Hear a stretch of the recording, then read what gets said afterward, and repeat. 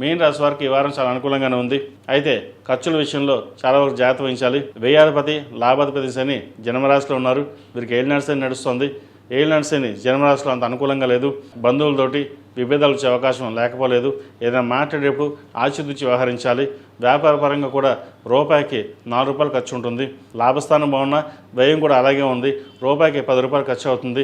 రేపొద్దున డబ్బులు వస్తాయి, ఈరోజు ఖర్చు పెడదాం అనే ఆలోచన కాకుండా స్థిరమైన నిర్ణయాలు తీసుకోవాలి. అయితే మీరు ఏదైతే నిర్ణయాలు తీసుకుంటారో అది సఫలీకృతం అవుతుంది. 10 మందిని సలహాలు తీసుకుని వాటిని ఇంప్లిమెంట్ చేయడం వల్ల నష్టపోవడం తప్ప ఎటువంటి లాభం ఉండదు. మీ సొంతంగా తీసుకున్న నిర్ణయాలు ఏవైతే ఉన్నాయో అవి కలిసి వస్తాయి. దూర ప్రాంత ప్రయాణాలు, సెల్ఫ్ డ్రైవింగ్ విషయంలో కొన్ని జాగ్రత్తలు తీసుకోవాలి. తృతీయ అష్టమాధిపతి అయిన శుక్రుడు ద్వితీయంలో ఉన్నారు. ద్వితీయ భాగ్యాధిపతి అయిన కుజుడు జన్మరాశిలో ఉన్నారు. బుధుడితో కలిసి శనితో కలిసి చతుర్థ సప్తమాధిపతి అయిన బుధుడు జన్మరాశిలో ఉన్నారు, నీచబడి ఉన్నారు. స్థిరమైన నిర్ణయాలు తీసుకోలేకపోతారు. ఎలా ఉండాలి, ఏం చేయాలి, 10 విధాలుగా ఆలోచనలు మెదుగుతుంటుంది. ఏం చేద్దామన్నా సరే ఒక ఆలోచన విధానమైన ఉండదు. ఎలా చేస్తున్నావో ఏం చేస్తున్నావో తెలియని స్థితిలో ఒక్కొక్కసారి తప్పుడు నిర్ణయాలు తీసుకునే అవకాశం గోచరిస్తుంది. వాటి విషయంలో జాగ్రత్త వహించండి. అదేవిధంగా సంతానం సంబంధించిన వ్యవహారాలు చక్కగా ఉన్నాయి. పేరు ప్రఖ్యాత లభిస్తుంది. సంతానంలో విద్యా విషయాలు కావచ్చు, సంతానంలో ఉద్యోగ విషయంలో కావచ్చు మంచి అవకాశాలు కలిసి వస్తుంది. వివాహ సంబంధించిన వ్యవహారాలు సానుకూల పడుతుంది. మంచి సంబంధం కుదురుతుంది. ఏదైనా సరే భాగస్వామి సలహాలు తీసుకుని ముందుకు వెళ్ళడం చెప్పదగినది. ప్రస్తుతం మీకు జన్మరాశిలో శని, కుజుడు, బుధుడు ఉన్నారు కాబట్టి వీరు ముగ్గురు అంత బలంగా లేదు. దానివల్ల మనం తీసుకున్న నిర్ణయాలు ఏవైతే ఉన్నాయో స్థిరంగా ఉండవు. ఏదైనా సరే శాంతంగా ఉండి నిదానంగా కూర్చుని ఆలోచనలు చేసినట్లయితే లాభపడగలుగుతాం. లేకపోతే నష్టపోయే అవకాశం పుష్కలంగా ఉంది. అదేవిధంగా ఖర్చుల విషయంలో మటుకి సాధ్యమైనంత వరకు మీరు ఎంత తగ్గించుకుంటే అంత మంచిది.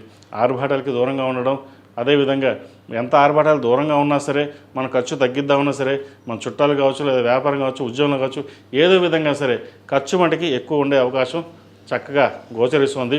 వాటి విషయంలో మటుకు జాగ్రత్తలు తీసుకోండి. అదేవిధంగా ఈ రాశిలో జన్మించిన స్త్రీలకు వృత్తి ఉద్యోగాల పరంగా, వ్యాపార పరంగా సానుకూలంగా ఉంది. సంతానం సంబంధించిన విషయవహారాలు సానుకూల పడుతుంది. ఉద్యోగంలో ట్రాన్స్ఫర్ కానీ, ప్రమోషన్ కానీ లేదా లే ఆఫ్ ఉండే అవకాశం కూడా లేకపోలేదు. వాటి విషయంలో జాగ్రత్త తీసుకోవాలి. దూర ప్రాంత ప్రయాణాలు, వ్యాపార పరంగా కొంచెం నష్టం వచ్చే అవకాశం గోచరిస్తుంది. సొంత నిర్ణయాలు మీకు పనికిరావు. ఎవరైనా 10 మంది సలహాలు తీసుకుని ముందుకు వెళ్ళడం చెప్పదగినది. ఏదైనా సరే నాకు అన్నీ తెలుసు, అహంకారపూర్వకంగా నేను ఏం నిర్ణయం తీసుకొచ్చిన ఆలోచన ముందుకు వెళ్తే కనుక నష్టపోయే అవకాశం ఎక్కువగా గోచరిస్తుంది. ఏది ఏమైనప్పటికీ ఈ రాశి వారు ఈ వారం చాలా వరకు జాగ్రత్తలు తీసుకోవాల్సింది. ఈ రాశిలో జన్మించిన వారికి కలిసి వచ్చే సంఖ్య 5, కలిసి వచ్చే రంగు తెలుపు. ఏదైనా పని మీద బయటికి వెళ్ళినప్పుడు గురువారం కానీ శుక్రవారం కానీ వెళ్ళాలి. ప్రతిరోజు ప్రతినిత్యం ఓం నమః శివాయతో దీపారం చేయడం, శని స్తోత్రం, దుర్గా స్తోత్రం, హనుమాన్ చాలీసా కుదిరితే పఠించండి లేదా వినండి. మంచి ఫలితాలు సంప్రాప్తిస్తాయి. ఈ రాశివారు ఏలినాటి శని అంత అనుకూలంగా లేదు, జన్మరాశిలో బలంగా లేదు కాబట్టి అఘోర పాశుపత హోమం చేయించుకోవడం చెప్పదగిన సూచన.